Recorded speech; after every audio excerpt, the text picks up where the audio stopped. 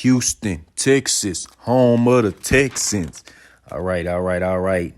We got the season predictions presented by the smartphone general manager coming live. 2023 schedule. I'm gonna say this: the Texans are rebuilding. I think they're gonna take a definitely a step in the right direction by hiring DeMeco Ryans and getting a new quarterback and trading up for Will Anderson, but they do have a tough schedule. I mean, the schedule makers, first off, they have to play the AFC North, which I think all four teams are better than them right now in this process. And then they have to play the NFC South, which they have a lot of good defenses, not even just the offenses, just all their defenses. You know, the Falcons got a new defense coordinator, Todd Bowles for Bucks. Saints always have a good defense, and then the Panthers had a top 10 defense last year. So that's pretty viable, but here it is. Week 1 at Ravens, CJ Stroud starting. I don't think it's going to be enough. I got them losing that one. I'm sorry. And then week 2, they home opener. I do have them beating the Colts for that one. And then I do have them week 3 losing to the Jaguars at Jaguars. And then I do have them losing to the Steelers week 4 because Kenny Pickett, I think he's going to have a second-year jump. Week 5 at Falcons. I think Desmond Ridder has never lost any home games, so I'm a ride with him. I think he's going to have a second-year jump too, but not too crazy. But I think they beat them at home.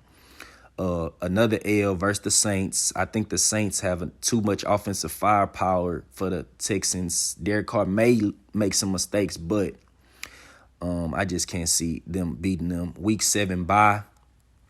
And then coming out the bye, I do have them losing to the Panthers. Bryce Young versus C.J. Stroud, they are friends, but I think just the Panthers' defense is a little bit better, just a little bit, not too much though. Maybe the Texans might win that one, but I got them losing that one. And then week 9 versus the Bucks, I do have them beating them for some reason.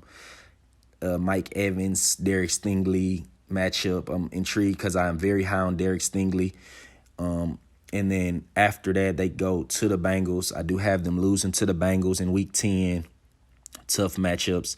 I do have them losing to the Cardinals in week 11. I know a lot of people are like, man, the Cardinals suck. But by then, I think Collar's going to be back, and he has never lost a game in Texas. So I got to stick with it, stick to my guns, man, until somebody do it. He beat the Cowboys, and they was loaded over there and for some reason. So, yeah, I got to stick with it.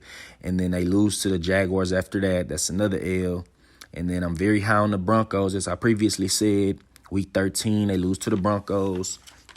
Week 14, I have them losing to the Jets, A-Rod and the Jets. Man, that's tough. And then I do have them beating the Titans. Week 15 at Titans.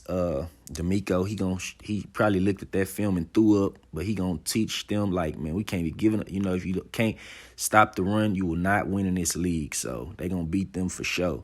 And then they lose to the Browns. I think Deshaun Watson want to hang 50 on the Texans. He hate them now, so they gonna beat them for sure. They beat them last year, and then they gonna beat them again this year. Week 17, they sweep the Titans this year.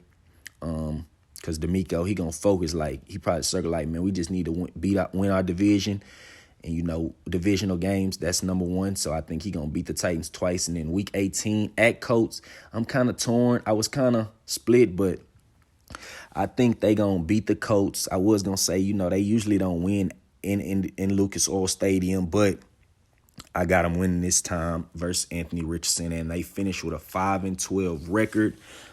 Top 10 pick, which is going to go to the Cardinals, but they do have the Browns pick and a top second round pick, so I think they're going to be viable. Like and subscribe. Check out the other teams.